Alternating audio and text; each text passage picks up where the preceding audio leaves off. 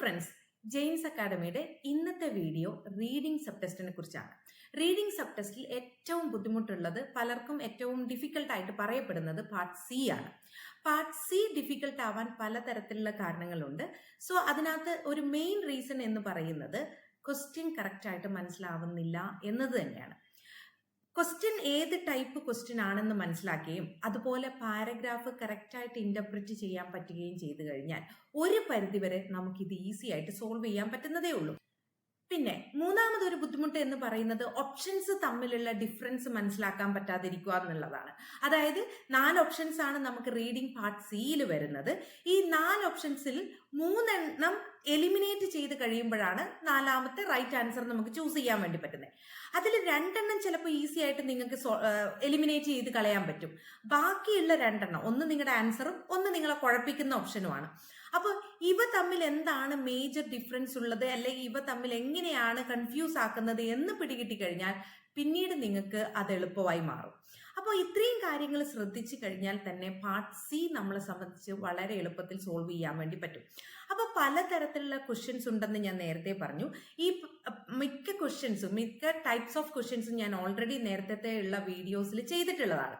ഇന്ന് നമ്മൾ ചെയ്യാൻ വേണ്ടി പോകുന്നത് റീഡിംഗ് പാർട്ട് സിയിൽ വളരെ കോമൺ ആയിട്ട് കാണുന്ന പ്രോനൗൺ ബേസ്ഡ് ക്വസ്റ്റ്യൻ ആണ്. അതായത് ഇറ്റ്, ദിസ്, ദാറ്റ് ഇങ്ങനെയുള്ള ക്വസ്റ്റ്യൻസ് റെഫറൽ വേർഡ്സ് ആയിട്ട് തന്നിട്ട് ഇതെന്തിനെ ഇൻഡിക്കേറ്റ് ചെയ്യുന്നു എന്ന് ചോദിക്കുന്ന ക്വസ്റ്റ്യൻസ് എങ്ങനെയായാലും ഒന്നെങ്കിലും നിങ്ങൾക്ക് പാർട്ട് സി 1 and 2 ഒരെണ്ണം മസ്റ്റ് ആയിട്ടുണ്ടാവും. അപ്പൊ അങ്ങനെ ഒരു ക്വസ്റ്റ്യൻ വന്നു കഴിഞ്ഞാൽ എങ്ങനെയാണ് നമുക്ക് ഈസി ആയിട്ട് ആൻസറിലോട്ട് എത്താൻ പറ്റുന്നത് എന്നുള്ളതാണ് നമ്മുടെ ഇന്നത്തെ വീഡിയോ. അപ്പൊ അതിനകത്ത് ആദ്യം നമ്മൾ മനസ്സിലാക്കേണ്ടത് എന്താണ് പ്രോനൗൺ എന്നുള്ളതാണ്. അപ്പോൾ ആദ്യം നമുക്ക് ഇങ്ങനെ ചോദിക്കുന്ന ക്വസ്റ്റ്യൻസിനെ പരിചയപ്പെടാം. നിങ്ങൾ കണ്ടിട്ടില്ലേ, in the 5th paragraph, what does the word it refer to? അവിടെ ഇറ്റ് ആണ് പ്രോനൗൺ ആയിട്ട് ആക്ട് ചെയ്യുന്നത്. ഇനി അടുത്ത ക്വസ്റ്റ്യൻ നോക്കിയേ, in the 4th paragraph, the word they refers to. ഇവിടെ ദേ ആണ് പ്രോനൗൺ ആയിട്ട് ആക്ട് ചെയ്യുന്നത്. ഇനി അടുത്തതിനകത്ത് നോക്കിയേ, what does the word this in the paragraph refer to? Okay, അവിടെ ദിസ് ആണ് പ്രോനൗൺ ആയിട്ട് ആക്ട് ചെയ്യുന്നത്. ഇനി അടുത്ത ക്വസ്റ്റ്യൻ നോക്കിയേ, what is these in paragraph 5 referring to? അപ്പോൾ ഇങ്ങനെയുള്ള ഒത്തിരി ക്വസ്റ്റ്യൻസ് നിങ്ങൾ ഒരുപാട് ചെയ്തിട്ടുണ്ടാവും പാർട്ട് സിയിൽ. അപ്പോൾ ഈ ക്വസ്റ്റ്യൻസ് എല്ലാം തന്നെ സോൾവ് ചെയ്യാൻ ഒരു ഈസി മെത്തേഡ് ഉണ്ട്. പക്ഷെ ഈ ഈസി മെത്തേഡ് നിങ്ങൾക്ക് അതേ രീതിയിൽ തന്നെ, അതായത് ഈസി ആയിട്ട് തന്നെ സോൾവ് ചെയ്യണമെങ്കിൽ അവിടെ നിങ്ങൾക്ക് റെഗുലർ പ്രാക്ടീസ് റിയലി ഇമ്പോർട്ടൻ്റ് ആണ്. ഡെയിലി ഇങ്ങനെയുള്ള ഒരു ക്വസ്റ്റ്യൻ എടുക്കുക, ഈ എങ്ങനെയാണ് നമ്മൾ ഇത് ചെയ്യേണ്ടത് എന്നുള്ള സ്കില്ല് നിങ്ങൾ ഡെവലപ്പ് ചെയ്ത് കൊണ്ടുവരിക. അങ്ങനെ ചെയ്യുമ്പോഴാണ് നമുക്ക് പിന്നീട് ഒരു 5-10 മെറ്റീരിയൽസ് ഒക്കെ ചെയ്യുമ്പോൾ അത് വളരെ ഈസി ആയിട്ട് സോൾവ് ചെയ്യാൻ വേണ്ടി പറ്റുന്നത്. അല്ലാതെ ഇന്ന് ചെയ്തു 4 ദിവസം അത് മാറ്റി വെച്ചു, പിന്നെ 5ാമത്തെ ദിവസം എടുക്കുമ്പോൾ വീണ്ടും നമ്മൾ സ്ലോ ആവും. അങ്ങനെ ചെയ്യരുത് ഒരിക്കലും. എപ്പോഴും ആദ്യം നിങ്ങൾ എന്താണോ ഇതിനകത്ത് സ്കില്ല് ഡെവലപ്പ് ചെയ്യേണ്ടത് അത് പഠിക്കുക. അത് പഠിച്ചു കഴിഞ്ഞ് ആ സ്കില്ല് പിന്നെ ബൂസ്റ്റ് ചെയ്യാൻ വേണ്ടി റെഗുലർ ആയിട്ട് ഇതിങ്ങനെ ചെയ്തുകൊണ്ടിരിക്കുക. അങ്ങനെ വരുമ്പോൾ നിങ്ങൾക്ക് ഈ പറയുന്ന മെത്തേഡിലൂടെ വളരെ എളുപ്പത്തിൽ ആൻസേഴ്സിലോട്ട് എത്താൻ വേണ്ടി പറ്റും. അപ്പോൾ നമുക്ക് ഈ ഒരു ടൈപ്പിലുള്ള ക്വസ്റ്റ്യൻസ് പഠിക്കുന്നതിന് മുന്നേ തന്നെ നമുക്ക് എന്താണ് പ്രോനൗൺ, അത് എന്തിനെയൊക്കെ ഇൻഡിക്കേറ്റ് ചെയ്യുന്നു, ഇങ്ങനെയുള്ള കാര്യങ്ങൾ, ബേസിക് ആയിട്ടുള്ള കാര്യങ്ങൾ മനസ്സിലാക്കേണ്ടതുണ്ട്. നമുക്ക് അത് ആദ്യം ഒന്ന് പഠിക്കാം. ആദ്യം നമ്മൾ അറിയേണ്ടത് പ്രോനൗൺ എന്ന് പറഞ്ഞാൽ എന്താ. പ്രോനൗൺ, നൗൺ എന്താന്ന് അറിഞ്ഞാലേ പ്രോനൗൺ പഠിക്കാൻ പറ്റുള്ളൂ, അല്ലെ? നൗൺ എന്താ? നാമം. ഒരു വസ്തുവിന്റെയോ ഒരാളുടെയോ ഒരു സാധനത്തിന്റെയോ ഒക്കെ പേരിനെയാണ് നാമം എന്ന് പറയുന്നത്, അല്ലെ? അപ്പൊ പ്രോനൗൺ എന്ന് പറഞ്ഞാൽ എന്താണ്? ഈ നാമത്തിനെ ഇൻഡിക്കേറ്റ് ചെയ്യുന്ന, അല്ലെങ്കിൽ ഈ നാമത്തിനെ സബ്സ്റ്റിറ്റ്യൂട്ട് ചെയ്യുന്ന, നാമത്തിന് പകരമായിട്ട് ഉപയോഗിക്കുന്ന ആളെയാണ് നമ്മൾ പ്രോനൗൺ എന്ന് പറയുന്നത്. ഓക്കെ, അപ്പോൾ നമ്മൾ എല്ലാ സമയത്തും അതേ നാമം തന്നെ റിപ്പീറ്റഡ് ആയിട്ട് ഉപയോഗിക്കുന്നതിന് പകരം പ്രോനൗൺ വെച്ച് നമ്മൾ അത് സെന്റൻസ് കംപ്ലീറ്റ് ചെയ്യുന്നു. ഇതാണ് പ്രോനൗൺ. ഞാൻ എക്സാമ്പിൾസ് പറഞ്ഞുതരാം. അപ്പൊ നമ്മൾ സ്ഥിരമായിട്ട് നമ്മുടെ OET റീഡിങ്ങിൽ കാണുന്ന pronouns this, it, they, which, these, those ഇങ്ങനെയുള്ളതൊക്കെ അല്ലേ? ഇങ്ങനെയുള്ള പ്രോനൗൺ സാധാരണഗതിയിൽ ഇൻഡിക്കേറ്റ് ചെയ്യുന്നത് ഒരു വസ്തുവിനെയോ ഒരു ഐഡിയയോ അല്ലെങ്കിൽ ഒരാളെയോ ഒക്കെ ആയിരിക്കും. മനസ്സിലാവുന്നുണ്ടല്ലോ? അപ്പൊ ശരിക്കും ശ്രദ്ധിക്കുക, പ്രോനൗൺ എന്ന് പറയുന്നത് നൗണിന് പകരമായിട്ട് നമ്മൾ യൂസ് ചെയ്യുന്നതാണ്. അപ്പൊ നമ്മുടെ OET കോമൺലി യൂസ് ചെയ്യുന്ന കുറച്ച് പ്രോനൗൺസ് ഉണ്ട്. എല്ലാ പ്രോനൗൺസും നമ്മൾ കോമൺ ആയിട്ട് കാണാറില്ല, വളരെ കുറച്ച് മാത്രമേ അവർ സാധാരണഗതിയിൽ ക്വസ്റ്റ്യൻസ് ചോദിക്കാറുള്ളൂ. അതെന്തിനെ ഇൻഡിക്കേറ്റ് ചെയ്യുന്നു? ചിലപ്പോൾ ഒരു സാധനത്തിന്, അല്ലെങ്കിൽ ഒരു ഐഡിയന്, അതും അല്ലെങ്കിൽ ഒരാളെ, ഇങ്ങനെയൊക്കെയാണ് നമ്മൾ സാധാരണ സബ്സ്റ്റിറ്റ്യൂട്ട് ആയിട്ട് കാണുന്നത്. അപ്പോൾ ഇത്രയും മനസ്സിലാക്കി വെക്കുക. ഇനി ഞാൻ നിങ്ങൾക്ക് മനസ്സിലാക്കാൻ വേണ്ടിയിട്ട് പ്രോനൗൺ എന്നുള്ളത് എക്സാമ്പിൾ വെച്ച് കാണിച്ചു തരാം. ഇവിടെ നോക്കിയേ, ജോൺ ഈസ് എ ടീച്ചർ. ഇവിടെ ജോൺ എന്ന് പറയുന്നത് ഒരു നാമം, ഒരാളുടെ പേരാണ് അല്ലെ? അപ്പൊ അടുത്ത സെന്റൻസ് ഞാൻ എഴുതിയേക്കുന്ന നോക്കൂ, John lives in Mumbai. Okay, മുംബൈയും വേറൊരു നാമമാണ്. ഇനി ജോൺ ഹാസ് 2 daughters. അടുത്തത് ഓക്കെ, ജോൺ ഹാസ് 2 daughters. ഇനി അടുത്ത സെന്റൻസ് പറയണേ, ജോൺസ് ഡോട്ടേഴ്സ് ലവ് മ്യൂസിക്. അപ്പൊ നോക്കി, ഞാൻ എത്ര തവണ ഒരു ജോൺ എന്ന വേർഡ് അല്ലെങ്കിൽ ജോൺ എന്ന നൗൺ ഞാൻ ഒരു 3 തവണ അവിടെ റിപ്പീറ്റ് ചെയ്തു. സോ ഇങ്ങനെ റിപ്പീറ്റ് ചെയ്യുമ്പോൾ ഫസ്റ്റ് ഓഫ് ഓൾ ഞാൻ ആ സെന്റൻസിന്റെ ബ്യൂട്ടി കളയും അല്ലെ? അപ്പൊ ആ ബ്യൂട്ടി കളയാതിരിക്കാനും അതിന് വേറൊരു സബ്സ്റ്റിറ്റ്യൂട്ട് നമ്മുടെ ഇംഗ്ലീഷ് ഗ്രാമറിൽ അവൈലബിൾ ആയതുകൊണ്ട് തന്നെ നമുക്ക് ആ സെന്റൻസിനെ ഇങ്ങനെ മാറ്റി എഴുതാം. അതായത് John is a teacher, instead of John lives in Mumbai നമ്മൾ എന്താ ഉപയോഗിച്ചേ? He lives in Mumbai. അവിടെ ഹി എന്നത് ആരെ ഇൻഡിക്കേറ്റ് ചെയ്യുന്നു? ജോണിനെ ഇൻഡിക്കേറ്റ് ചെയ്യുന്നു, അല്ലെങ്കിൽ ജോണിനെ റെപ്രസെന്റ് ചെയ്യുന്നു. ഇനി അടുത്ത് നോക്കിയേ, ഹി ഹാസ് 2 daughters. ഹി അവിടെ വീണ്ടും ജോണിനെ ഇൻഡിക്കേറ്റ് ചെയ്യുന്നു. He has 2 daughters. They love music. They love music. അവിടെ ദേ ആരെ ഇൻഡിക്കേറ്റ് ചെയ്യുന്നു? ജോണിന്റെ കുട്ടികളെ. ജോൺസ് ഡോട്ടേഴ്സ് ലവ് മ്യൂസിക് എന്നുള്ളത് നമ്മൾ എന്ത് ചെയ്തു? ദേ എന്ന പ്രോനൗൺ കൊണ്ട് നമ്മൾ ഇൻഡിക്കേറ്റ് ചെയ്തു. ദേ ലവ് മ്യൂസിക്. ഞാൻ വീണ്ടും ജോൺസ് ഡോട്ടേഴ്സ് എന്ന് പറഞ്ഞില്ല, ജോൺ ഹാസ് 2 daughters എന്ന് ഞാൻ പ്രീവിയസ് സെന്റൻസ് പറഞ്ഞു. അപ്പോൾ ദേ ലവ് മ്യൂസിക് എന്ന് പറഞ്ഞാൽ ഈസിയാണ്. ആ ദേ ആരെ ഇൻഡിക്കേറ്റ് ചെയ്യുന്നു? ജോണിന്റെ കുട്ടികളെ എന്ന് ഇൻഡിക്കേറ്റ് ചെയ്യുന്നു. ഇനി അടുത്ത നോക്കണേ, India is my country. India is like ഒരു നൗൺ ആണ്. ഇന്ത്യ ഒരു പ്ലേസിന്റെ പേരാണ്. India is A beautiful country. India is A beautiful country. അപ്പോൾ ഞാൻ അതിനെ എങ്ങനെ സബ്സ്റ്റിറ്റ്യൂട്ട് ചെയ്തു? India is my country. ഇനി അടുത്ത തവണ ഇന്ത്യ എന്ന് പറയുന്നതിന് പകരം it is A beautiful country. മനസ്സിലായോ? അവിടെ ഇറ്റ് എന്ന പ്രോനൗൺ വെച്ച് ഞാൻ അതിനെ ഇന്ത്യയെ സബ്സ്റ്റിറ്റ്യൂട്ട് ചെയ്തു. അപ്പൊ ഇങ്ങനെയൊക്കെ. ഇനി ഞാൻ വേറൊരു പോയിന്റ് കൂടി, അപ്പൊ നമ്മൾ ഇത്രയും സമയം കണ്ടത് നൗണിനെയാണ് അല്ലെ?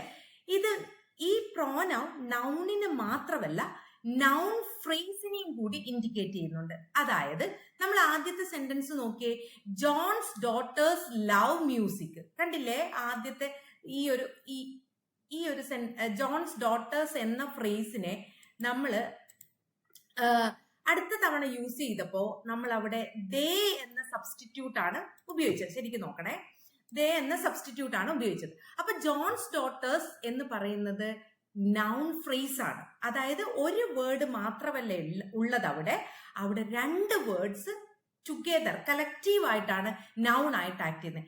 2, 3, 4 അങ്ങനെ കളക്റ്റീവ് ആയിട്ട്, അത് ചിലപ്പോൾ ആഡ്ജക്റ്റീവ് ഉണ്ടാവും, നൗണിനെ വിശേഷിപ്പിക്കുന്ന വേർഡ്സ് ഉണ്ടാവും.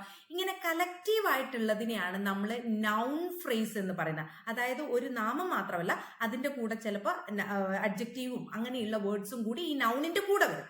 അങ്ങനെയുള്ള വേർഡ്സിനെയാണ് നൗൺ ഫ്രേസ് എന്ന് പറയുന്നത്. അപ്പൊ ഈ പ്രോനൗൺ ചിലപ്പം നൗൺ ഫ്രേസിനെ ആയിരിക്കും ഇൻഡിക്കേറ്റ് ചെയ്യുന്നത്. അത് നമുക്ക് എക്സാമ്പിൾസ് ചെയ്യുമ്പോൾ ഞാൻ പറഞ്ഞുതരാം അത്. അപ്പോൾ നമ്മൾ ആദ്യം മനസ്സിലാക്കേണ്ടത്, പ്രോനൗൺ എന്ന് പറയുന്നത് നേരത്തെ, അതായത് തൊട്ട് പ്രീവിയസ് സെന്റൻസിൽ ഇൻഡിക്കേറ്റ് ചെയ്ത ഒരു നാമത്തെ വിശേഷിപ്പിക്കുന്ന പദമാണ്, അല്ലെങ്കിൽ ഒരു നാമത്തെ റീപ്ലേസ് ചെയ്യുന്ന പദമാണ്.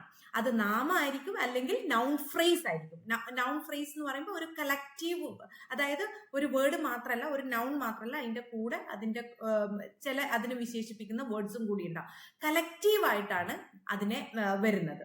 ഓക്കെ, ഇനി അടുത്തത് നമ്മൾ നോക്കേണ്ടത് വളരെ, അതായത് റീഡിംഗ് പാർട്ട് സിയിൽ നമ്മൾ ഇങ്ങനെ വരുമ്പോൾ ആദ്യത്തെ സ്റ്റെപ്പ്, അതായത് പ്രോനൗൺ ബേസ്ഡ് ക്വസ്റ്റ്യൻസ് വരുമ്പോൾ ആ തന്നിരിക്കുന്ന പ്രോനൗൺ ഏത് കാറ്റഗറിയിൽ വരുന്നതാണ്, അതായത് അത് പ്ലൂരൽ ആണോ സിംഗുലർ ആണോ. എന്തിനാ ഇത് നോക്കുന്നേ പറഞ്ഞുതരാം. അതായത് ഫോർ എക്സാമ്പിൾ ഇപ്പൊ ഞാനിവിടെ കുറെ സിംഗുലർ പ്രൊനൗണിനെ കൊടുത്തിട്ടുണ്ട്. അതിനകത്ത് നമുക്ക് ഇമ്പോർട്ടന്റ് ആയിട്ടുള്ളത് ഇറ്റ് ആണ്. ഇറ്റ് വളരെ കോമൺ ആയിട്ട് കേൾക്കുന്ന ഒരു അല്ലെങ്കിൽ ക്വസ്റ്റ്യനിൽ ചോദിക്കുന്ന ഒരു പ്രൊനൗൺ ആണ്. അപ്പൊ ഇറ്റ് വരുമ്പോൾ നിങ്ങൾ ശ്രദ്ധിക്കേണ്ടത് അത് സിംഗുലർ കാറ്റഗറിയിൽ വരുന്നത് കൊണ്ട്, ഇറ്റ് ഇൻഡിക്കേറ്റ് ചെയ്യുന്നത് എപ്പോഴും സിംഗുലർ ആയതുകൊണ്ട് നമ്മുടെ തന്നിരിക്കുന്ന ഇറ്റ് ബേസ്ഡ് ആയിട്ടുള്ള ക്വസ്റ്റ്യനിൽ വരുന്ന ഓപ്ഷൻസ് ഏതെങ്കിലും പ്ലൂറൽ ഓപ്ഷൻസ് ഉണ്ടെങ്കിൽ പാരഗ്രാഫ് വായിക്കാതെ തന്നെ നിങ്ങൾക്ക് അതിനെ എലിമിനേറ്റ് ചെയ്യാൻ പറ്റും അല്ലെ? കാരണം ഒരിക്കലും ഇറ്റ് പ്ലൂറലിനെ ഡിനോട്ട് ചെയ്യില്ല. അപ്പൊ പ്ലൂറൽ ഓപ്ഷൻസ് ഉണ്ടെങ്കിൽ അവിടെ തന്നെ നിങ്ങൾ എലിമിനേറ്റ് ചെയ്ത് കളഞ്ഞേക്കുക. ഇനി വേറൊരു കാര്യം, അടുത്തത് ദിസ് എന്നുള്ളതും സിംഗുലർ നൗണിനെയോ നൗൺ ഫ്രേസിനെയോ ഇൻഡിക്കേറ്റ് ചെയ്യുന്നത് കൊണ്ട് അതിന്റെ ഓപ്ഷൻസിൽ ഒരിക്കലും പ്ലൂറൽ ഓപ്ഷൻസ് വന്നിട്ടുണ്ടെങ്കിൽ നിങ്ങൾക്ക് എലിമിനേറ്റ് ചെയ്യാം. അതുപോലെ തന്നെ തിരിച്ചും, അതായത് പ്ലൂറൽ ഗണത്തിൽ പെടുന്നതാണ് ദേ, ദീസ്, ദോസ് ഒക്കെ. അപ്പോൾ ദേ ആണ് നിങ്ങളുടെ ക്വസ്റ്റ്യനിൽ പ്രൊനൗൺ എന്തിനെ ഇൻഡിക്കേറ്റ് ചെയ്യുന്നു എന്ന ക്വസ്റ്റ്യൻ ആയിട്ട് വരുന്നതെങ്കിൽ നിങ്ങളുടെ ഓപ്ഷൻസിൽ ഏതെങ്കിലും സിംഗുലർ ഉണ്ടെങ്കിൽ അവിടുന്ന് തന്നെ എലിമിനേറ്റ് ചെയ്ത് കളയോ. മൊത്തം പാരഗ്രാഫ് വായിക്കേണ്ട ആവശ്യമില്ല. മനസ്സിലായോ? പിന്നെ അതുപോലെ ദീസ് ആണ് ക്വസ്റ്റ്യനിൽ പ്രോനൗൺ ആയിട്ട് വരുന്നതെങ്കിൽ ദീസ് ഇൻഡിക്കേറ്റ് ചെയ്യുന്നതും പ്ലൂറൽ ഓപ്ഷൻസിനെയാണ്, അതായത് പ്ലൂറലിനെയാണ് ഇൻഡിക്കേറ്റ് ചെയ്യുന്നത്. പ്ലൂറലിനെ റെപ്രസെന്റ് ചെയ്യുന്ന പ്രോനൗൺ ആണ് ദീസ് എന്ന് പറയുന്നത്. അതുകൊണ്ട് തന്നെ നിങ്ങളുടെ ആൻസറും പ്ലൂറൽ ആയിട്ടുള്ള ആൻസർ ആയിരിക്കും. അപ്പൊ ഏതെങ്കിലും ഓപ്ഷൻ സിംഗുലറിൽ കൊടുത്തിട്ടുണ്ടെങ്കിൽ നിങ്ങൾ അത് മൈൻഡ് ആദ്യം തന്നെ നിങ്ങൾക്ക് അത് എലിമിനേറ്റ് ചെയ്യാം. അത് നോക്കേണ്ട ആവശ്യമേ ഇല്ല. അതാണ് ഞാൻ പറഞ്ഞു വന്നത്. അപ്പോ അതിനാദ്യം നിങ്ങൾ അറിയേണ്ടത് ഏത് കാറ്റഗറിയിലാണ് വരുന്നത്. അപ്പൊ ഇറ്റ് വന്നാൽ സിംഗുലർ ഓപ്ഷൻസ് ആണ് നോക്കേണ്ടത്, ദിസ് വന്നാൽ സിംഗുലർ ഓപ്ഷൻസ് ആണ് നോക്കേണ്ടത്. അതുപോലെ ദേ അല്ലെങ്കിൽ ദീസ് അല്ലെങ്കിൽ ദോസ് ഇങ്ങനെയുള്ളത് വന്നു കഴിഞ്ഞാൽ നമ്മൾ പ്ലൂറൽ ഓപ്ഷൻസിനെയാണ് നോട്ട് ചെയ്യേണ്ടത്. ഇത്രയും നിങ്ങൾ ആദ്യം മനസ്സിലാക്കുക. ഇനി ഇത് മനസ്സിലാക്കി കഴിഞ്ഞാൽ അടുത്ത സ്റ്റെപ്പ് എന്ന് പറയുന്നത് ക്വസ്റ്റ്യൻ നന്നായിട്ട് വായിക്കുക, ക്വസ്റ്റ്യൻ നന്നായിട്ട് അർത്ഥം മനസ്സിലാക്കുക. അത് കഴിഞ്ഞ് നമ്മൾ പാരഗ്രാഫിലോട്ട് പോകുന്നു അല്ലെ? ഈ പാരഗ്രാഫിൽ വായിച്ചു കഴിഞ്ഞിട്ട് നമുക്കത് എക്സാമ്പിൾ വെച്ച് ചെയ്യാം. അതിനു മുന്നേ ഞാനൊരു കാര്യം പറയട്ടെ. ഈ പാരഗ്രാഫ് വായിച്ചു കഴിഞ്ഞിട്ട് നിങ്ങൾ എന്ത് ചെയ്യണം? റീപ്ലേസ്മെന്റ് മെത്തേഡ്, അതാണ് അടുത്ത സ്റ്റെപ്പ് എന്ന് പറയുന്നത്. അതായത് നിങ്ങൾ ഈ ഓരോ ഓപ്ഷനെയും ആ തന്നിരിക്കുന്ന പ്രോനൗണിന്റെ സ്ഥാനത്ത് പ്ലേസ് ചെയ്തുകൊണ്ട് നിങ്ങൾ വായിച്ചു നോക്കുക. അപ്പൊ നിങ്ങൾക്ക് കറക്റ്റ് ആയിട്ട് ആൻസറിലേക്ക് എത്താൻ പറ്റും. അത് നമുക്ക് എക്സസൈസ് ചെയ്ത് നോക്കാം, അന്നേരം മനസ്സിലാവും. അപ്പോൾ എന്താണ്? രണ്ട് മെത്തേഡാണ്. ആദ്യം പ്രോനൗൺ ഇൻഡിക്കേറ്റ് ചെയ്യുന്ന സിംഗുലറിനെ ആണോ പ്ലൂറലിനെ ആണോ എന്ന് നോട്ട് ചെയ്യുക. ആൻഡ് സെക്കൻഡ് തിങ്, അത് കഴിഞ്ഞ് പാരഗ്രാഫ് വായിച്ച് അർത്ഥം മനസ്സിലാക്കുക. അത് കഴിഞ്ഞ് ഈ തന്നിരിക്കുന്ന ഓപ്ഷൻസിനെ ഈ പ്രോനൗണിന്റെ പ്ലേസിൽ സബ്സ്റ്റിറ്റ്യൂട്ട് ചെയ്ത് നിങ്ങൾ വായിച്ചു നോക്കുക. അപ്പൊ ഏതാണ് പിന്നെ മാച്ചിങ് ആവുന്നത് അതായിരിക്കും നിങ്ങളുടെ ആൻസർ ആയിട്ട് വരുന്നത്. നമുക്ക് ആ എക്സസൈസ് ഓരോന്നായിട്ട് ചെയ്തു നോക്കാം. അപ്പൊ നിങ്ങൾക്ക് കൂടുതൽ ക്ലിയർ ആവും. ഓക്കെ, ജെയിൻസ് അക്കാഡമിയുടെ OET ക്ലാസ്സസിനെ കുറിച്ചുള്ള ഒരു ഡീറ്റെയിൽസ് തരാം. OET നമുക്ക് 3 പാക്കേജ് ആയിട്ടാണ്, അതായത് ബിഗിനേഴ്സിന് ഒരു പാക്കേജ്, റിപ്പീറ്റേഴ്സിന് ഒരു പാക്കേജ്, അതുപോലെ എക്സാം ടേക്കേഴ്സിന് ഒരു പാക്കേജ്. പിന്നെ ഇതുപോലെ നിങ്ങൾക്ക് ഏതെങ്കിലും ഇൻഡിവിജ്വൽ മോഡ്യൂൾസിലാണ് ക്ലാസ് വേണ്ടതെങ്കിൽ, ഫോർ എക്സാമ്പിൾ റീഡിംഗ് ലിസണിങ് ആണ് എല്ലാവർക്കും ഏറ്റവും ബുദ്ധിമുട്ടായിട്ട് കാണുന്നത്. അപ്പോൾ റീഡിംഗ് ലിസണിങ്ങിന് മാത്രമായിട്ട് ഇൻഡിവിജ്വൽ ക്ലാസ്സും ഗ്രൂപ്പ് ക്ലാസ്സും അവൈലബിൾ ആണ്. അത് വളരെ വർഷങ്ങളായിട്ട് എക്സ്പീരിയൻസ്ഡ് ആയിട്ടുള്ള ട്രെയിനേഴ്സ് ആയിരിക്കും നിങ്ങൾക്ക് ക്ലാസ് തരുന്നത്. അതുകൊണ്ട് തന്നെ വളരെ ഈസി ആയിട്ട് നിങ്ങളുടെ മിസ്റ്റേക്സ് ഐഡന്റിഫൈ ചെയ്യാനും അതിനകത്തൊരു ഡ്രാസ്റ്റിക് ചേഞ്ച്, ഒരു ഇംപ്രൂവ്മെന്റ് നിങ്ങളിലേക്ക് കൊണ്ടുവരാനും നമുക്ക് സാധിക്കുന്നുണ്ട്. അപ്പൊ അങ്ങനെയുള്ള ക്ലാസ്സസ് വേണമെങ്കിലും ജെയിൻസ് അക്കാഡമിയിൽ പ്രൊവൈഡ് ചെയ്യുന്നുണ്ട് കേട്ടോ. പിന്നെ OETക്ക് പുറമെ നമ്മൾ ജർമ്മൻ, IELTS, സ്പോക്കൺ ഇംഗ്ലീഷ്, പിന്നെ അതുപോലെ നഴ്സിംഗ് എക്സാംസ് ആയ DHA, ഹാർഡ്, പ്രോമെട്രിക് ഇതൊക്കെ നമ്മൾ കൊടുക്കുന്നുണ്ട്. സോ ഈ പറയുന്ന ക്ലാസ്സുകളിലേക്ക് നിങ്ങൾക്ക് അഡ്മിഷൻ ആവശ്യമുണ്ടെങ്കിൽ എത്രയും പെട്ടെന്ന് ജെയിൻസ് അക്കാഡമിനെ താഴെ കാണുന്ന നമ്പറിലൊന്ന് കോൺടാക്ട് ചെയ്താൽ മതി കേട്ടോ. ഇനി നമുക്ക് ആദ്യത്തെ ക്വസ്റ്റ്യനിലോട്ട് പോവാം. What does the word this refer to in the second paragraph? ഇനി നമ്മൾ പറഞ്ഞ ആ ഒരു കാര്യങ്ങളെല്ലാം നിങ്ങളുടെ മനസ്സിലാത്തോട്ട് വരണം. ദിസ് എന്നുള്ളത് എന്തിന് ഇൻഡിക്കേറ്റ് ചെയ്യുന്നു? അതാണ് നമ്മുടെ ക്വസ്റ്റ്യൻ അല്ലെ? സെക്കൻഡ് പാരഗ്രാഫിൽ ദിസ് എന്ന വേർഡ് എന്തിനെ റെഫർ ചെയ്യുന്നു, എന്തിനെ ഇൻഡിക്കേറ്റ് ചെയ്യുന്നു? ആദ്യം നമ്മൾ എന്താണ് ദിസ് എന്നത്? സിംഗുലർ ആണോ പ്ലൂറൽ ആണോ? ദിസ് എന്തിനെ ഇൻഡിക്കേറ്റ് ചെയ്യുന്നു? സിംഗുലർ നൗണിനെ ഇൻഡിക്കേറ്റ് ചെയ്യുന്നു അല്ലെ? അതാണ് നമ്മൾ ആദ്യം മനസ്സിലാക്കിയത്. ഇനി നമുക്ക് പതുക്കെ പാരഗ്രാഫിലോട്ട് പോവാം. പാരഗ്രാഫിലോട്ട് എങ്ങനെയാ പോവണ്ടേന്ന് വെച്ച് കഴിഞ്ഞാൽ നിങ്ങൾ സെലക്ട് ചെയ്യേണ്ടത് എവിടെയാണോ നിങ്ങളുടെ ഈ വേർഡ് ദിസ് എന്ന പ്രോനൗൺ നിങ്ങളുടെ പാരഗ്രാഫിൽ ഹൈലൈറ്റ് ചെയ്തേക്കുന്നേ ആ സെന്റൻസിന്റെ തൊട്ട് മുന്നത്തെ സെന്റൻസ് തൊട്ട് നമ്മൾ വായിച്ചാൽ മതി. പക്ഷെ ഒരു കാര്യം ഇമ്പോർട്ടന്റ് ആയിട്ട് നിങ്ങളുടെ മനസ്സിൽ വെക്കേണ്ടത്, ആ തൊട്ട് മുന്നിലത്തെ സെന്റൻസ് ഏതെങ്കിലും കണക്ടർ വെച്ചാണ് സ്റ്റാർട്ട് ചെയ്യുന്നതെങ്കിൽ, ശരിക്ക് മനസ്സിലാക്കണം, തൊട്ട് മുന്നിലത്തെ സെന്റൻസ് ഏതെങ്കിലും കണക്ടർ വെച്ചാണ് സ്റ്റാർട്ട് ചെയ്യുന്നതെങ്കിൽ അതിന് തൊട്ട് മുന്നത്തെ സെന്റൻസ് തൊട്ട് വായിക്കാൻ തുടങ്ങണം. ഇല്ലെങ്കിൽ നമുക്ക് തെറ്റിപ്പോവും, നമ്മുടെ ഐഡിയ തെറ്റിപ്പോവും. അപ്പോൾ അല്ല എങ്കിൽ ആ തൊട്ട് മുന്നത്തെ സെന്റൻസ് തൊട്ട് വായിച്ചാൽ മതി. ക്ലിയർ ആയി എന്ന് വിചാരിക്കുന്നു. അപ്പോ ആ ദിസ് എന്ന വേർഡ് വരുന്നതിന്റെ തൊട്ട് മുന്നത്തെ സെന്റൻസ് തൊട്ട് ഞാൻ 2 സെന്റൻസസ് നമ്മളിവിടെ ഹൈലൈറ്റ് ചെയ്ത് വെച്ചിട്ടുണ്ട്. നമുക്കതൊന്ന് വായിച്ചു നോക്കാം കേട്ടോ. അപ്പൊ ദിസിനെ ഇൻഡിക്കേറ്റ് ചെയ്യുന്നത് സിംഗുലർ ആണെന്ന് നമ്മുടെ മനസ്സിൽ ഉറപ്പിച്ചു. ഓക്കെ, ഇനിയാണ് നമ്മൾ വായിക്കാൻ വേണ്ടി പോകുന്നത്. സോ ഞാൻ ഫോക്കസ് ചെയ്യേണ്ടത് എന്റെ 2 സ്റ്റേറ്റ്മെന്റ്സിൽ, അതായത് ദിസിന് മുന്നിലുള്ള സ്റ്റേറ്റ്മെന്റിൽ മാത്രമേ നമ്മുടെ ആൻസർ ഉണ്ടാവുള്ളൂ. എവിടെയാണോ പ്രോനൗൺ കൊടുത്തേക്കുന്നത് അതിന്റെ തൊട്ട് മുന്നത്തെ സെന്റൻസിലെ ആൻസർ ഉണ്ടാവുള്ളൂ. അപ്പോൾ ആ ആൻസർ ഞാൻ നോക്കേണ്ടത് സിംഗുലർ നൗൺ ഓർ നൗൺ ഫ്രേസിനെയാണ് എന്നത് മനസ്സിൽ വെച്ചിട്ട് വേണം നിങ്ങൾ വായിക്കാൻ തുടങ്ങാൻ. ഓക്കെ, ക്ലിയർ ആയില്ലേ? Then in 2000, the American Academy of Pain Medicine issued a position statement calling upon medical schools to increase required curricular content in chronic pain, palliative care, and end-of-life care. But this too had little influence on medical school curricula as far as we can determine. അപ്പൊ എന്താ പറയുന്നത്? ആദ്യം അർത്ഥം മനസ്സിലാക്കണം. അർത്ഥം മനസ്സിലാക്കാതെ നമുക്കൊന്നും നടക്കില്ല. സോ ദെൻ ഇൻ 2000, സോ ഒരു 2000ലെ സ്റ്റോറിയാണ് അവർ പറയാൻ വേണ്ടി പോകുന്നത്. The American Academy of Pain Medicine, AAPM, issued a position statement. So ഒരു പൊസിഷൻ സ്റ്റേറ്റ്മെന്റ് ഇഷ്യൂ ചെയ്തു. ഓക്കെ, എന്താണ് ആ പൊസിഷൻ സ്റ്റേറ്റ്മെന്റിൽ പറയുന്നത്, അല്ലെങ്കിൽ എന്താണ് ആ പൊസിഷൻ സ്റ്റേറ്റ്മെന്റ് ചെയ്യുന്നത്? Calling upon medical schools, they invite medical schools. എന്തിന്? To increase required curricular content. എന്തിനാണ് അവര് മെഡിക്കൽ സ്കൂളിനെ ഇൻവൈറ്റ് ചെയ്തത്? ഈ പറഞ്ഞ പോലെ അവരുടെ കരിക്കുലർ കണ്ടന്റ് ഇൻക്രീസ് ചെയ്യാൻ. ഏത് curricular content related to chronic pain, palliative care and end of life care. Chronic പെയിനെയും പാലിയേറ്റീവ് കെയറിനെയും എൻഡ് ഓഫ് ലൈഫ് കെയറിനെയും ബേസ് ചെയ്തിട്ടുള്ള കരിക്കുലർ കണ്ടന്റ് ഇൻക്രീസ് ചെയ്യാൻ വേണ്ടി മെഡിക്കൽ സ്കൂളുകളെ അവരെന്ത് ചെയ്തു? ഇൻവൈറ്റ് ചെയ്തു. ആര്? AAPM. ഓക്കെ, അതിനു വേണ്ടിയിട്ട് അവർ ചെയ്ത പ്രവൃത്തി എന്താണ്? ഒരു പൊസിഷൻ സ്റ്റേറ്റ്മെന്റ് ഇഷ്യൂ ചെയ്തു. ആ പൊസിഷൻ സ്റ്റേറ്റ്മെന്റ് പ്രകാരം, അല്ലെങ്കിൽ ആ ഒരു പരിപാടി കാരണം, അതിനകത്ത് ആ പൊസിഷൻ സ്റ്റേറ്റ്മെന്റ് എന്ന പരിപാടിയിൽ അവർ ചെയ്ത പ്രവൃത്തിയാണ് ഇവരോട് കരിക്കുലർ കണ്ടന്റ് കൂട്ടാൻ വേണ്ടി പറഞ്ഞത്. But this too had little influence. This too, ഇതിനും കൂടി, അല്ലെങ്കിൽ ഇതും കൂടി ഒരു ലിറ്റിൽ ഇൻഫ്ലുവൻസ് ആണ് ഉണ്ടാക്കിയത് എന്നുള്ളതാണ്. ഒരു ഇൻഫ്ലുവൻസും ഉണ്ട്. ലിറ്റിൽ എന്ന് പറഞ്ഞാൽ ഓൾമോസ്റ്റ് നത്തിങ് എന്നുള്ള മീനിങ് ആണ്. ഒരു ഇൻഫ്ലുവൻസും ഇതിനും ഒരു ഇൻഫ്ലുവൻസ് ഉണ്ടാക്കാനും കഴിഞ്ഞില്ല.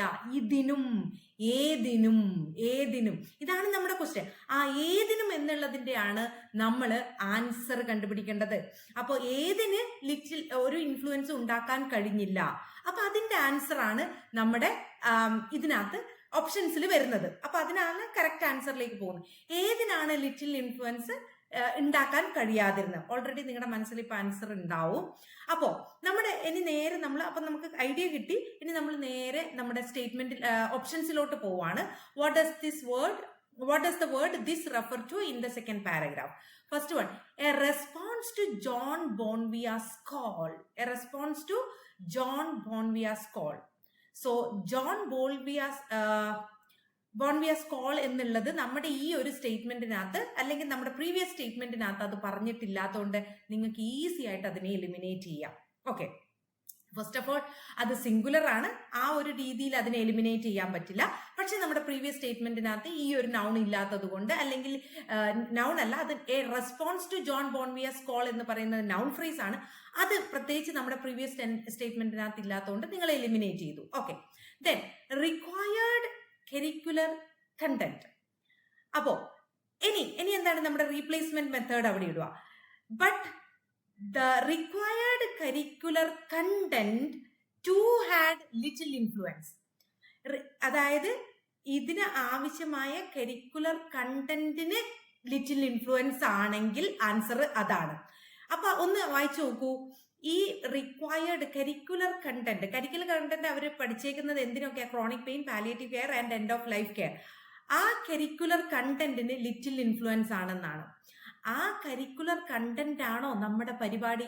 എന്തോ ഒരു പുതിയ പ്രോഗ്രാം അവർ ഇനീഷ്യേറ്റ് ചെയ്തു, അതിനും ലിറ്റിൽ ഇൻഫ്ലുവൻസ് ആണ്. അത് കരിക്കുലർ കണ്ടന്റ് ആണോ പുതിയ പരിപാടിയായിട്ട് അവർ ഇനീഷ്യേറ്റ് ചെയ്തേക്കുന്നത്?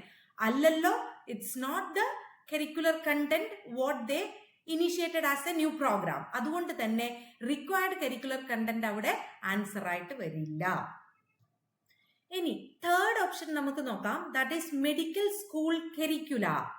മെഡിക്കൽ സ്കൂൾ കരിക്കുല എന്ന് പറയുന്നത് സിംഗുലർ ആണോ പ്ലൂരൽ ആണോ? കരിക്കുല എന്ന് പറയുന്നത് പ്ലൂരൽ ആണ്. കരിക്കുലത്തിന്റെ പ്ലൂരൽ ആണ് കരിക്കുല എന്ന് പറയുന്നത്. അതുകൊണ്ട് തന്നെ ആ ഓപ്ഷൻ നിങ്ങൾ മാച്ച് ചെയ്യാതെ, അതായത് റീപ്ലേസ്മെന്റ് മെത്തേഡിലോട്ട് പോലും വരണ്ട, അവിടുന്ന് തന്നെ അത് എലിമിനേറ്റ് ചെയ്യാൻ വേണ്ടി പറ്റും. അത് നമ്മൾ എലിമിനേറ്റ് ചെയ്തു.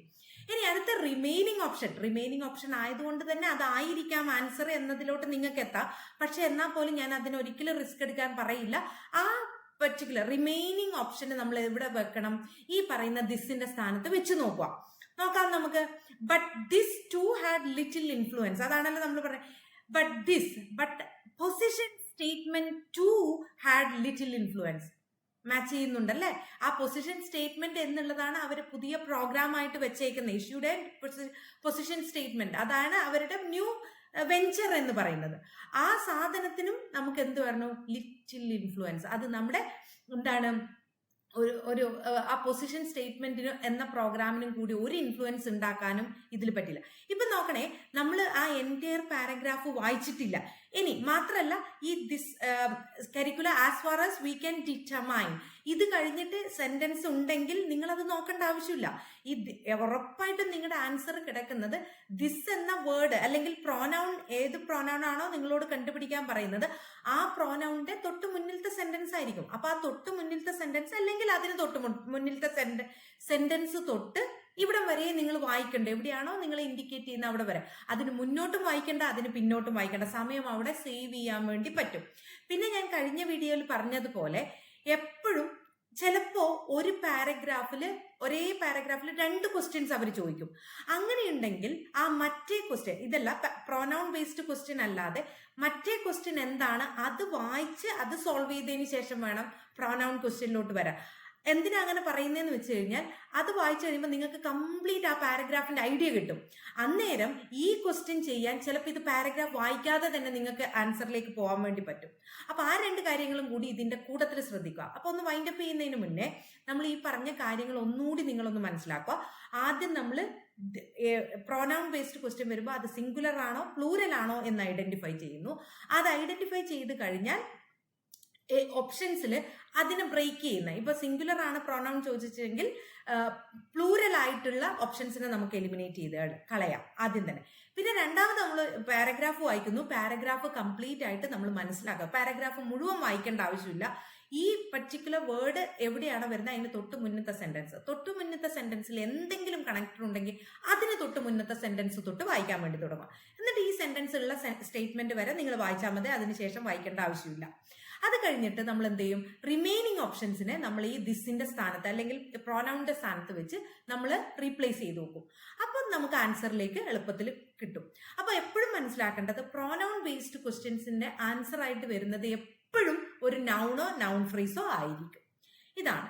അപ്പൊ ഇത്രയും ഞാനൊന്ന് കൺക്ലൂഡ് ചെയ്തു. അപ്പൊ നിങ്ങൾക്ക് ഒന്നുകൂടി ഇനി ഇങ്ങനെയുള്ള ഒരുപാട് ക്വസ്റ്റ്യൻസ് നമുക്ക് ചെയ്തു നോക്കാം. ഇനി നമുക്ക് അടുത്ത ക്വസ്റ്റ്യനിലോട്ട് പോവാം. What is these in paragraph 5 referring to? These indicates എന്താണ്? പ്ലൂരൽ നൗണിനെയോ നൗൺ ഫ്രേസിനെയോ ആണ് ഇൻഡിക്കേറ്റ് ചെയ്യുന്നത്. These in paragraph 5 refer to. ഇവ എന്നുള്ളത് എന്തായാലും മോർ ദാൻ 1നെയാണ് ഇൻഡിക്കേറ്റ് ചെയ്യുന്നത്. അപ്പൊ നമ്മൾ ആദ്യം നോക്കേണ്ടത് ഓപ്ഷൻസിൽ നമുക്ക് എന്തെങ്കിലും സിംഗുലർ ആയിട്ടുണ്ടെങ്കിൽ നമുക്ക് അത് അവിടെ തന്നെ എലിമിനേറ്റ് ചെയ്യാം. പക്ഷെ അൺഫോർച്ചുനേറ്റ്ലി നമ്മുടെ ഓപ്ഷൻ എ പറയുന്നത് ലാബറട്ടറി സ്റ്റഡി റിസൾട്ട്സ് പ്ലൂരൽ ആണ്. അതുകൊണ്ട് അതല്ല. നിക്കോട്ടിൻ ഇൻഹെയിലേഴ്സ് പ്ലൂരൽ ആണ്. അഗെയിൻ നമുക്ക് എലിമിനേറ്റ് ചെയ്യാൻ പറ്റില്ല. കണ്ടാമിനേഷൻ ലെവൽസ് അഗെയിൻ പ്ലൂരൽ ആണ്, എലിമിനേറ്റ് ചെയ്യാൻ പറ്റില്ല. ടുബാക്കോ സിഗരറ്റ്സ് പ്ലൂറൽ ആണ്, എലിമിനേറ്റ് ചെയ്യാൻ പറ്റില്ല. അപ്പൊ ആ ഒരു മെത്തേഡ് ഇവിടെ നടക്കില്ല. ബട്ട് ഡോണ്ട് വറി, നമുക്ക് എന്താണ് ദീസ് എന്ന വേർഡിനെ ഹൈലൈറ്റ് ചെയ്യുന്ന പാരഗ്രാഫിൽ അതിന് തൊട്ട് മുന്നത്തെ സെന്റൻസ് തൊട്ട് നമുക്കൊന്ന് വായിച്ചു നോക്കാം. അപ്പൊ നമുക്ക് ദീസ് എന്ന വേർഡിന് തൊട്ട് മുന്നിലത്തെ സെന്റൻസ് വായിച്ചാൽ മതി. പക്ഷെ റിമെമ്പർ, പിന്നെ അതിന് തൊട്ട് മുന്നിലത്തെ സെന്റൻസിൽ കണക്ടർ ഉണ്ടെങ്കിൽ അതിനും തൊട്ട് മുന്നത്തെ സെന്റൻസ് തൊട്ട് വായിക്കണം. ഇവിടെ എന്താണ്, results from a laboratory study released in 2030 found that while e-cigarettes do contain contaminants, the levels range from 9 to 450 times lower than in tobacco cigarette smoke. These are comparable with the trace amounts of toxic or carcinogenic substances found in medicinal nicotine inhalers. Okay, so നമ്മൾ ആദ്യം ഇതിന്റെ അർത്ഥം ഒന്ന് മനസ്സിലാക്കുക. എന്താണ്? So 2013 ഇവർ release ചെയ്ത ഒരു ലാബറട്ടറി സ്റ്റഡി റിസൾട്ട് പ്രകാരം ഈ സിഗരറ്റ്സിൽ ഓഫ് കോഴ്സ് കണ്ടാമിനൻസ് ഉണ്ട് എന്നാണ്. ഈ സിഗരറ്റ്സ് എന്ന് പറയുന്നത് സാധാരണഗതിയിൽ നമ്മൾ യൂസ് ചെയ്യുന്നത് എന്തിനാണ്? പിന്നെ വലിക്കുന്ന ശീലം കണ്ടിന്യൂസ് ആയിട്ടുള്ളവരുടെ അടുത്തുനിന്ന് നിക്കോട്ടിൻ അംശങ്ങൾ കുറവുള്ള ഈ സിഗരറ്റ്സ് കുറച്ച് നാളത്തേക്ക് ആ ത്രൈവ് മാറ്റാൻ വേണ്ടിയിട്ടാണ് നമ്മൾ ഈ സിഗരറ്റ്സ് ഉപയോഗിക്കുന്നത്. അപ്പോൾ ഇങ്ങനെയുള്ള ഈ സിഗരറ്റ്സിലും, അതായത് ഈ സിഗരറ്റ്സിൽ കുറച്ച് ശതമാനം കണ്ടാമിനൻസ് ഉണ്ട്.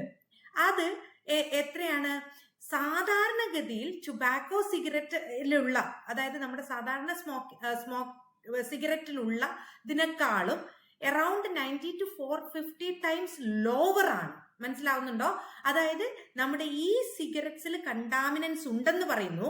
ആ കണ്ടാമിനൻസ് നമ്മുടെ സാധാരണ സിഗരറ്റിലുള്ളതിനേക്കാളും 9 to 450 ടൈംസ് ലോവർ ആണ് അതിന്റെ നിക്കോട്ടിൻ എലമെന്റ്സ് എന്ന് പറയുന്നത്. സോ ദീസ് ആർ ഇവ അത് ഏതെന്നാണ് കണ്ടുപിടിക്കേണ്ടത്. These are comparable with the trace amounts of toxic or carcinogenic substances found in medicinal nicotine inhalers. നമുക്കറിയാം മെഡിസിനൽ നിക്കോട്ടിൻ ഇൻഹേലേഴ്സ് നമ്മൾ കൊടുക്കുമല്ലോ പേഷ്യൻസിന്. അതിലുള്ള മൈന്യൂട്ട് ആയിട്ടുള്ള ടോക്സിക് കാർസിനോജനിക് സബ്സ്റ്റൻസിന്റെ ആ അളവുമായിട്ട് ഇത് കമ്പയർ അത്രയുമാണ്, ഏകദേശം ആ ഒരു റേഞ്ചിലാണ് ഇതിന്റെ അളവ് എന്നാണ്. ദീസ് ആർ കമ്പയറബിൾ വിത്ത് ഈ എമൗണ്ട്. ഏത് എമൗണ്ട്?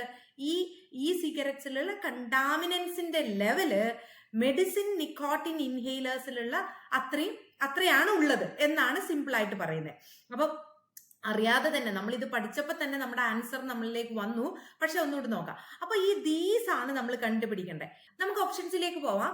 ആദ്യത്തെ ഓപ്ഷൻ എന്ന് പറയുന്നത് ലാബറട്ടറി സ്റ്റഡി റിസൾട്ട്സ് എന്നാണ്. ഓഫ് കോഴ്സ് നമ്മുടെ പ്രീവിയസ് സെന്റൻസിനകത്ത് results from a laboratory study released in 2013 അവിടെ ഉണ്ട്, ആ നൗൺ ഫ്രേസ് അവിടെ ഉണ്ട്. പക്ഷെ അതിനെ റീപ്ലേസ്മെന്റ് മെത്തേഡ് ഇവിടെ ഇട്ട് laboratory study results are comparable with trace amount. Laboratory സ്റ്റഡീനെ ആണോ നമ്മൾ മെഡിസിനൽ നിക്കോട്ടിൻ ഇൻഹേലറുമായിട്ട് കമ്പയർ ചെയ്യുന്നത്? സ്റ്റഡി റിസൾട്ടും മെഡിസിനൽ നിക്കോട്ടിൻ ഇൻഹേലേഴ്സും ആണോ നമ്മൾ കമ്പയർ ചെയ്യുന്നത്? അല്ലല്ലോ. അതുകൊണ്ട് തന്നെ അത് അവിടെ എലിമിനേറ്റ് ചെയ്യുക. Okay, then second one, nicotine ഇൻഹേലേഴ്സിനെ നിക്കോട്ടിൻ ഇൻഹേലേഴ്സുമായിട്ടാണോ കമ്പയർ ചെയ്യുന്നത്? ആ പ്ലേസ് ചെയ്ത് നോക്ക്. Nicotine inhalers are comparable with trace amounts of toxic or carcinogenic substance found in medicinal nicotine inhaler. ഇല്ലല്ലോ. And above that nicotine inhalers എന്ന noun നമ്മുടെ previous സ്റ്റേറ്റ്മെന്റിൽ ഇല്ല. അതുകൊണ്ട് തന്നെ അതൊരിക്കലും നമ്മുടെ ആൻസർ ആവില്ല. അവിടെ തന്നെ അത് എലിമിനേറ്റ് ചെയ്യാം. ദെൻ അടുത്തത് കണ്ടാമിനേഷൻ ലെവൽസ് ഉണ്ടല്ലേ ഇവിടെ. ഇത് നോക്കിയേ, വൈൽ ഈ cigarettes do contain contaminants the level range from. Okay, the level എന്ന് പറഞ്ഞാൽ കണ്ടാമിനന്റ് ലെവൽ അല്ലെ. കണ്ടാമിനേഷൻ ലെവലിനെയാണ് ദ ലെവൽ എന്നതുകൊണ്ട് ഉദ്ദേശിക്കുന്നത്. ദ ലെവൽ എന്ന് പറയുന്നത് നമ്മുടെ നൗൺ ആണ്. ആൻഡ് ദ ലെവൽ ഇനി അതിനെ റീപ്ലേസ് ചെയ്യും. Contamination levels are comparable with the trace amounts of toxic or carcinogenic substances found in medicinal nicotine inhalers. Correct matching വരുന്നുണ്ട് അല്ലെ. ഈ സിഗരറ്റ്സിലുള്ള കണ്ടാമിനന്റ് ലെവലിനെയാണ് നമ്മൾ ഏതുമായിട്ട് മെഡിസിനൽ നിക്കോട്ടിൻ ഇൻഹേലേഴ്സിലുള്ള പിന്നെ ടോക്സിക് സബ്സ്റ്റൻസുമായിട്ട് കമ്പയർ ചെയ്യുന്നത്. സോ അവിടെ മാച്ചിങ് വരുന്നുണ്ട്. ഇനി അടുത്ത ഓപ്ഷൻ പക്ഷെ നമുക്ക് സെലക്ട് ചെയ്യാൻ പറ്റില്ല. ഡി ഓപ്ഷൻ എന്താണ് പറയുന്നത്? Tobacco cigarettes. Tobacco cigarettes are comparable with medicinal nicotine. Tobacco സിഗരറ്റ്സിൽ നമുക്കറിയാം ഒത്തിരി പിന്നെ കണ്ടാമിനൻസ് ഉണ്ട്, അല്ലെങ്കിൽ ഒത്തിരി പിന്നെ ഹാംഫുൾ ആയിട്ടുള്ള പ്രൊഡക്ട്സ് ഉണ്ട്. അതൊരിക്കലും മെഡിസിനൽ നിക്കോട്ടിൻ ഇൻഹേലേഴ്സുമായിട്ട് കമ്പയർ ചെയ്യാൻ പറ്റില്ല. അതുകൊണ്ട് തന്നെ ആ ഒരു പിന്നെ കൺസെപ്റ്റ് വെച്ചുകൊണ്ട് തന്നെ നമുക്ക് എന്ത് ചെയ്യാം? ഓപ്ഷൻ ഡി എലിമിനേറ്റ് ചെയ്യാം. സോ അത് നമ്മുടെ ആൻസർ ആയിട്ട് വരുന്നത് കണ്ടാമിനേഷൻ ലെവൽ എന്നാണ് ആൻസർ ആയിട്ട് വരുന്നത്. സോ ഇതിൽ പറയുന്നത് ഇത്ര മാത്രമേ ഉള്ളൂ. നമ്മൾ ഈ 2 സ്റ്റേറ്റ്മെന്റ്സ് മാത്രം വായിച്ചാൽ മതി, അതിനകത്തുള്ള നൗൺ ഫ്രേസ് മാത്രം നോക്കിയാൽ മതി. ആ നൗൺ ഫ്രേസ് നോക്കിക്കൊണ്ട് നമുക്ക് എന്ത് ചെയ്യാം? ആൻസറിലോട്ട് എത്താൻ വേണ്ടി പറ്റും. അപ്പോൾ ഇത്രയും കാര്യങ്ങളാണ് നിങ്ങൾ പ്രോനൗൺ ബേസ്ഡ് ക്വസ്റ്റ്യൻസ് വരുമ്പോൾ നിങ്ങൾ ചിന്തിക്കേണ്ടതും മനസ്സിലാക്കേണ്ടതും. ഇങ്ങനെ ഒരു മെത്തേഡ് നിങ്ങൾ കുറച്ച് കാലം റെഗുലർ ആയിട്ട് നിങ്ങൾ ചെയ്യുവാണെങ്കിൽ ഡെഫിനറ്റ്ലി നിങ്ങൾക്ക് ഒരു ഈസി ആയിട്ട് ഇത് മാറും. അതുകൊണ്ട് അതിനെക്കുറിച്ച് ആരും വറീഡ് ആവണ്ട. പാർട്ട് സി എന്ന് പറയുമ്പോൾ തന്നെ എല്ലാവർക്കും ടെൻഷനാണ്.